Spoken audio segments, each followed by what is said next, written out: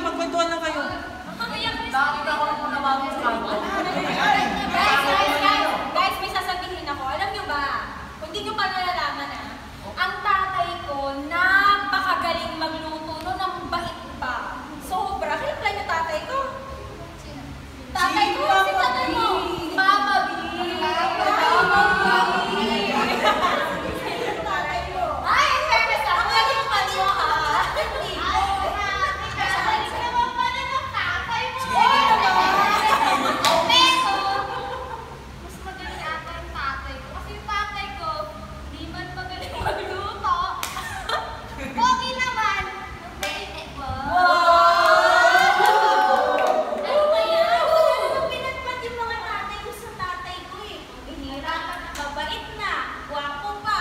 At syempre, andun sa ibang bansa, magtakin mo yan. Iniwan ka ng tatay. Si Papa Nel? Papa Nelson! Papa Nelson! Speaking of Estong, si Estong kasi, meron siyang kaibigan si Chris. Parang kinamay sa Si Chris kasi na to, tatay ko yun. Pero Chris, tatay ko yun. Kaso, ang hilig niya talaga pagluluto. Bukod sa pagluluto, nag-otokalikot. Otokalikot?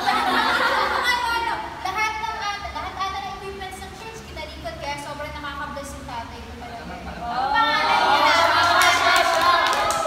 Alam na natin lahat yan. Tatay mo, galing magluto. Pogi.